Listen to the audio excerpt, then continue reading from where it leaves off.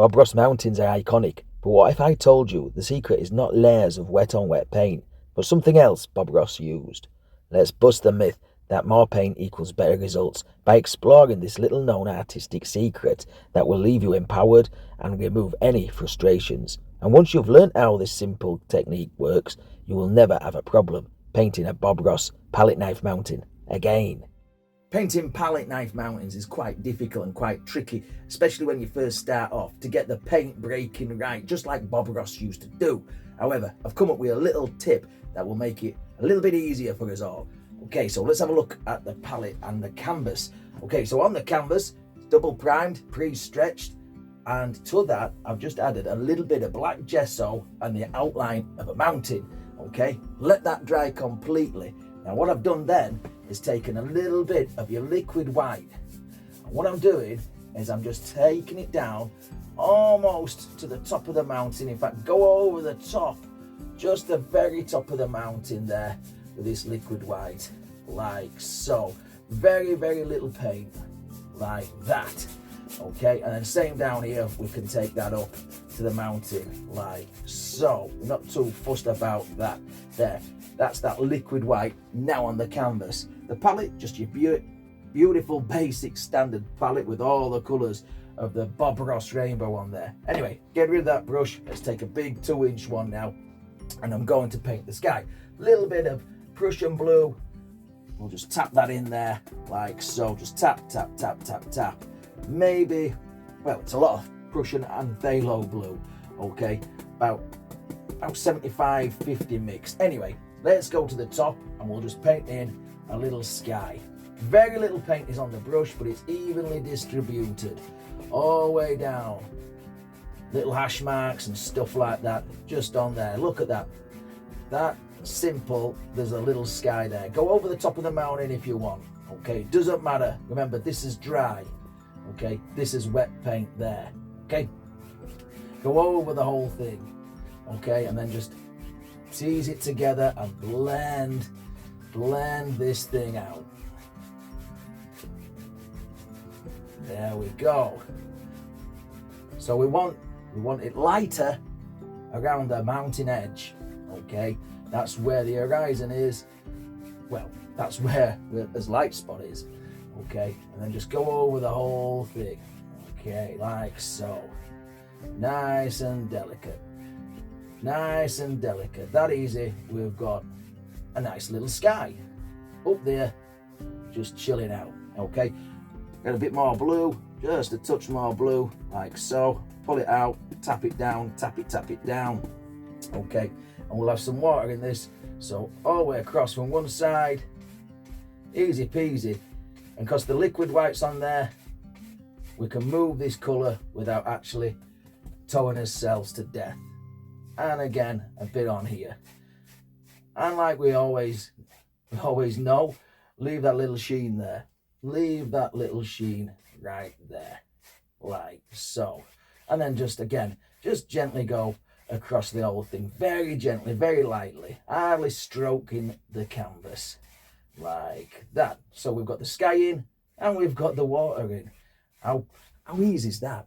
Okay, get rid of the brush. Let's take a fan brush. Okay, let's grab a fan brush and I'm just going to load up a little bit of white, both sides, just a little bit of white. Hold it overhand and I'm just going to push in a cloud. Not much of a cloud, but just something that looks a little like that. I've got a big blue sky, but I want to just break it up slightly. So a cloud is a good thing to break it up. Okay, get rid of the brush. Let's take another brush. It's a clean, dry 1-inch, and just turn the base of that. Just turn the base of that up. Twizzle, twizzle, twizzle. Don't touch the top edge. Just twizzle the cloud. There we go, like so. Very, very soft, and then just gently lift up. Could do this with a blender brush, 2-inch brush, whatever you got going really. I picked up this one, so I'm using this one. Okay, there we go. Just changes the tone of the sky. There's a bit of a cloud in there, and it feathers off into nothing. There we go. Okay, let's work on the mounting. So let's take a palette knife. Now I prefer to use a small palette knife to the big one. Okay, I seem to have a little bit more control. So you can see I've got two colors there, a shadow color, and obviously the white is the highlight color. So I pre-mix those, so we're not wasting time on video. It's just a little bit of Prussian blue, phthalo blue, touch of black, and a lot of white. Anyway, little roll of paint, go above the mountain edge, and just start to just put it on nice and loosely, like that. And you see it's breaking straight away because this is dry. Okay, that helps us out. We're not sliding down the mountainside. Okay, it's very nice to do. And the cross would go there, and we just pull that down like so. That easy. So less paint on the knife, but on a dry canvas it works super duper quick, and it works every time. It works every single time. Anyone could do this. You know you could.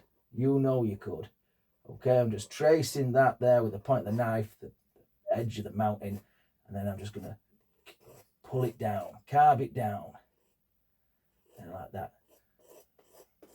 And I don't want any big clumps of paint. Not yet. There.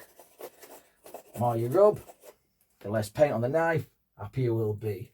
Again, pull out a little roll of paint, cut us off a little roll, and we'll do this one as well, this far away one. There we go, like so, like that. We could even come back in here and add a little bit more white snow, just like that. There we go, build up a snow. Could even pull that one down. If you've got a bit too much paint, just scrape it off. There we go. And then just work it into the painting. There, look at that. Easy peasy. You can do this. You know you can do this. Work on those lines there. Okay, let's grab some of this shadow paint.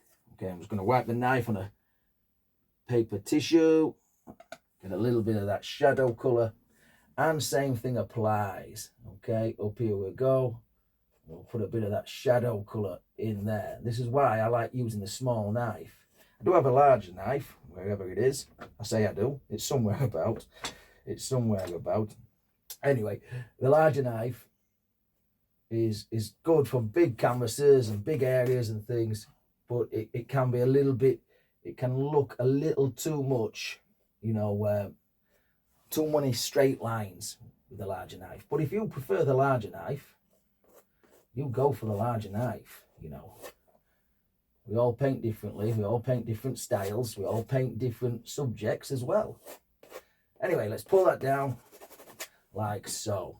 And of course, we'll re-neaten this line up as we go through the composition. Just let's grab a little bit more paint, and we'll start there, and we'll just paint in this mountain. Here we go. Down we go, like that. And again, just rub the knife. No paint on the knife, but just rub it in, and we get all the grain of the canvas. Helps you out a lot there. It really does. Okay, what about over on this one? There we go. A little bit of a bump, and then just throw in some of this paint like that. There we go. Look at that. That's coming alive already. Maybe there's a little something under there. A bit thicker paint. We'll pop it in like so. There we go. The palette knife is almost stroking the whole of the canvas, you see. Okay, it's that flat. Okay, pull out the paint again, the white paint, and I'm just going to reaffirm this nice top edge. Like so. And then down there, we'll just take it around. If you get a bit of that blue on the paint palette, wipe it off. the palette knife, should I say, not the paint palette. It's always on the palette. There we go, and down and across, like so. Yeah, look at that. How's it looking so far, folks? How's it looking so far? Okay, let's put a distinct line across that there. There, pushes that one even further back. Yeah, I think we're getting there. Paint broken, palette knife mountains, kind of done. Just go back and play with what you want to do. There, like so. If you want a bit more shadow colour, take a bit more and just throw some shadows in, like that. Cool, eh? Anyway, let's take the brush. Let's take a brush.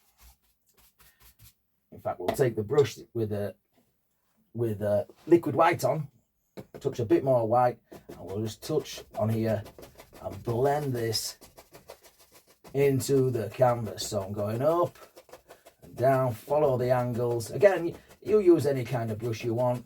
A blender brush, 1 inch, 2 inch, whatever you want to do. And then this way, but again, follow the angles of the mountain and then just tease that into the composition there and lift up. Now don't worry if you can see the base of the undercolor. We can easily paint over that. In fact, we're going to do. Okay, just like so. There, mountain done, sky done, lake done. You can see I've scratched the canvas there with the palette knife. That happens, just go straight over it again, blend it all back out with a big brush. Okay, let's take a 1 inch brush, okay, and I'm going to take a little bit of sap green, just a touch, sap green, touch of phthalo blue, just a very small amount, and some of this shadow colour, shadow snow colour, 1 inch paintbrush. Okay, get it to the flavour you like it, load the brush up, okay, and we're going to start to tap in some little foothills that live way off here. But I want a light greeny colour, especially on the lighter side of the mountain. There we go, like so. And I'm painting sideways on, as you can tell. And I'm holding my palette upright, so it's not a very comfortable place to paint. However, when you're painting, please step at least 6 foot back every now and again from your composition, just to see where you need to make a change, or what you want to do. Don't have your nose touching the canvas at all times. It just don't work. Okay, I'm going to throw a little bit of blue, a little bit more blue into that. Not much, just a little bit more blue into that same colour. And again, load the brush both sides, and we're going to come down there like so. And a few up that side of the mountain. So we've got like a nice little forest down here, like that. A few blue spruces down there as well. Okay, back to the brush that's got a little bit of liquid white on. No, there's hardly anything on it now, but I'm just going to tease away the base of that.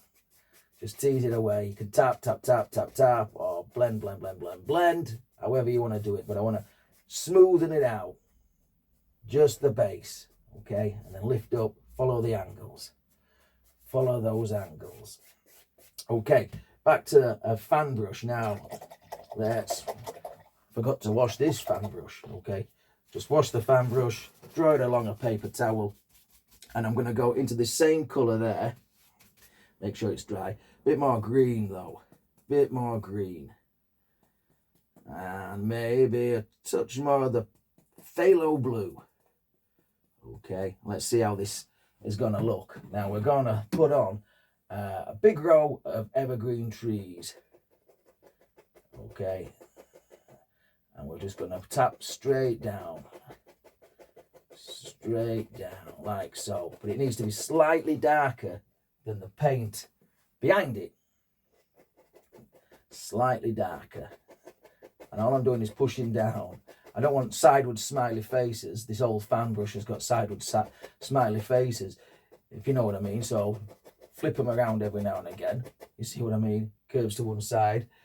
Okay, so really work on it. There we go. Straighten that one out. We're going to have a big tree here anyway, as if you can't guess that. Might have been on the thumbnail. maybe. Okay, and across, up, really sharpen up some of those points. And a little bit more down here. Like so. Like that. Easy peasy. Easy peasy. Easy peasy lemon squeezy. There we go. We've got it. We've got a little row of trees. Okay, let's take whatever colour we had on there. Okay, and then just tap the base. Tap, tap, tap, tap, tap. Tap the base and take it out. Okay, and then pull some of that down. Straight down, straight down. Into the water. Instant reflections. Instant reflections. Like that. How easy is that? Anyone could do that. Surely they can. Surely they can. Okay, let's put a little bit of something on there, a bit of dirt. So Van Dyke Brown, Burnt Sienna, mix them up. Mix them up. We get a bit of blue in there, that's no problem. A bit more Van Dyke Brown, I think. Mix this up. A little bit of dirt colour. Let's get a bit of that shadow colour going into that as well. Okay, there. Like that. That's nice. That's nice. That's a nice colour. Leave it marbled. Cut off your little roll of paint. Okay, and we're going to have a little bit of a dirty bank. Bit of a dirty bank. There. That comes across and out. Like that. A bit thicker there. A bit thicker. All the way around. Like so. Like that. There. Not bothered about anything there as such. Okay. It goes a bit wibbly wobbly in places, that's no problem. I'm just going to scrape some of that off, and that's going to be the reflection of the bank there, like that. Take his brush again, pull it down, straight down. 2-inch would be easier. 2-inch would be easier. And that is the bank at this far away set of trees. Done. Like that. There. Okay. Let's go for another set of trees. In fact, I'm going to get a bigger fan brush, okay? Bigger fan brush, a lot more colour. In fact, I'm going to get a bit of the phthalo green in there as well. Bit of the phthalo green, bit of the blues. And we're going to make some bigger trees. Just that is going to come down here. So tap, tap, tap, tap, tap. Tap, tap, tap, tap, tap. And push down with your fan brush. Really push down. There, like so. Maybe a little touch more of the blue. I want it slightly darker. There we go. There we go. Over the land there. And down we go there. I don't want it too far out than that. There we go. Like so. Change the flavour of the paint every time you hit the canvas. Every time you hit the palette if you can. Okay, that will help you out, especially when you're coming into the foreground. So touch more blue, touch more a bit of that phthalo green as well. And there we've got it, some more evergreen trees. Okay, I'm just going to wipe that brush off. Just wipe off any excess. But again, just tap the base of those. Lift up slightly and then just pull straight down with these into that liquid white. Gives us some nice reflections there, like that. And then again, take that across like so. Okay, let's back to the palette knife, back to this colour there, the muck colour, the dirt colour. We'll add a bit more darker browns because it's a little bit closer to us again. Okay, and there we go. Scrape it off. And then we come from this side this time. Okay, just like that. Just scrape it on. Push it in, push it in. Maybe it comes round there. Like so, like that. Okay, well, we've got that on the brush. sorry, the palette knife, what am I talking about? It's a palette knife, Dan. Grab a bit of your white paint, a little bit of your white paint, mix that in, okay, little roll of paint again, and we'll just put in a little highlight on this. Not sure if we really need any highlight on that, it's quite far away, so you wouldn't see individual highlights. Anyway, just pull that in, there, like so. Back to your fan brush, and grabbing some of that colour. In fact, I'm going to grab a little bit of the yellows as well now. Okay, and I'm just going to put some grassy do-for-doos just to diffuse that line there.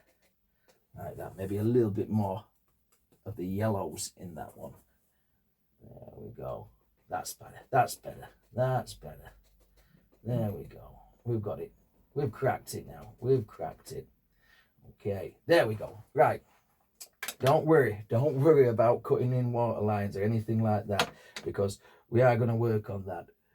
I just want to grab a bit of that mud, just bring it down into the reflection. There, like that. And then tease that across, very gently. Tease that across. There, like so. Okay, in fact, well, we've got this brush on the go. Let's mix up a massive amount of colour. Black, blues, and browns, and greens. Whoop, not that much green.